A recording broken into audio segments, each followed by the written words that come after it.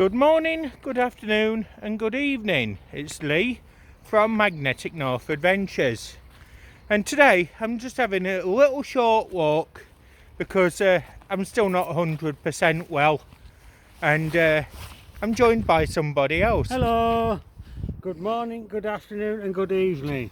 As you can see, he's doing alright, he's in full high spirits.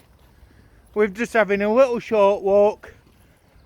Just does us both good, and it helps me to breathe a bit better. So we're walking around Sheffield. We're going to check out a few sites, not to magnet fish but simply to check them out, to see what we can do after I come back from America. And yeah, I'm short of breath as you can tell, but nevertheless folks, I'm out. I'm trying to do another video and we're just taking it nice and steady today. So I hope you're all doing well, and I hope the weather's improving for you all wherever you are. So when you're casually walking and you come across a wall looking, and down there, yeah, it's not real, but a grenade shape. So we've been walking around and we've potentially found 3, maybe 4 spots that we could go to. So yes folks, there will be some future magnet fishing for you coming from Magnetic North Adventures, and Gavin's up for it and he's eager. So we're going to do our very first magnet fish together at the end of April.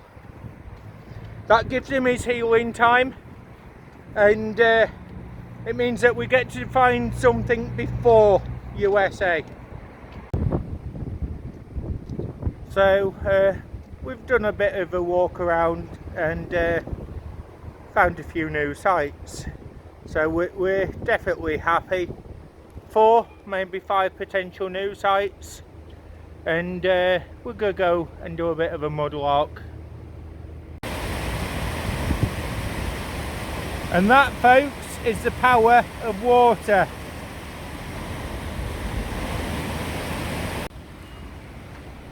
So been down to the mudlark area, most of it's still flooded, and it's not able to mudlark it currently. So we're going to just a tiny small bit that's further up here, and we'll go from there. So I will show you something whilst I'm in the area folks. 2 bits of interest. Just up there we've got a local structure in Sheffield called the Needle, and that's there. And then just down here, that is a 10-ton ingot. So that's what 10 tons of metal all poured into ingot looks like. And that was part of a structure put here as an industrial monument. So on the foreshore, just found this piece of pottery.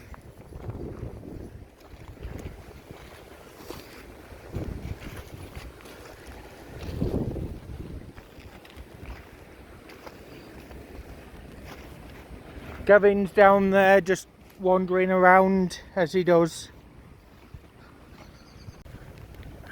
Just down here we've got a piece of glazed pottery, yellow glazed. That's going to be from the 1800s. So just here, a bit of old bone. Still got the marrow inside it. But these were used as coin banks I can't hear anything inside it. But yes, those would be used to stash money in the older days, pre-1800. Got a small fragment of a clay pipe stem there. Okay, spot the find. Can we see it yet? Another clay pipe stem.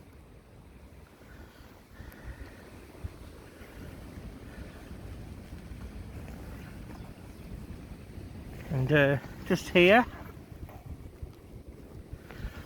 the broken tip of a fishing rod. So this area is still underwater. You can normally get out to where that island bit is. Currently can't get at the moment, and it's really cold here today. So you got this bit of an area that can still be mudlarked, and a few little shallows here as well. So we haven't got too much, but we can keep looking, see how we do. But that's the problem when you mudlark rivers that are non-tidal. Often there's not that many areas that can be searched, but it's still beautiful. Gavin's enjoying himself, just having a small walk there. Well folks, just when I thought there wasn't anything much, I've just found something. So let's flip that over and show you what we've found. So just here, doesn't look much, just there, we've actually got base of a crucible pot.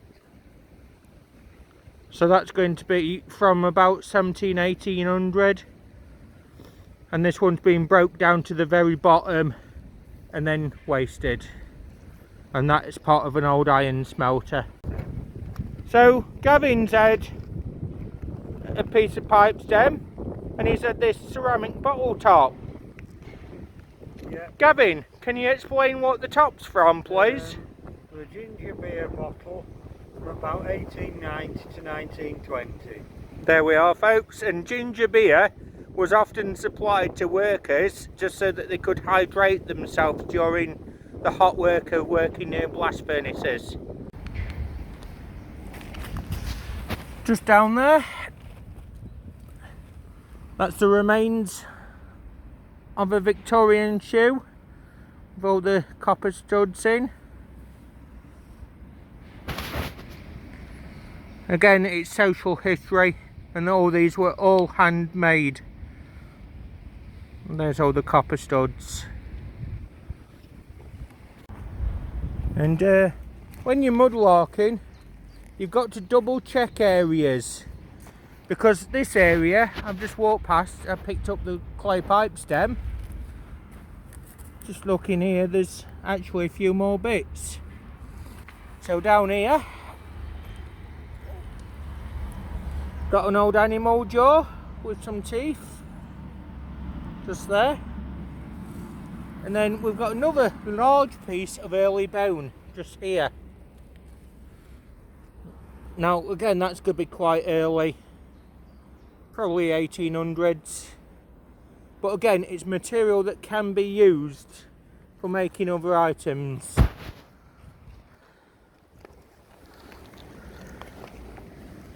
So yeah, you've got to double check things.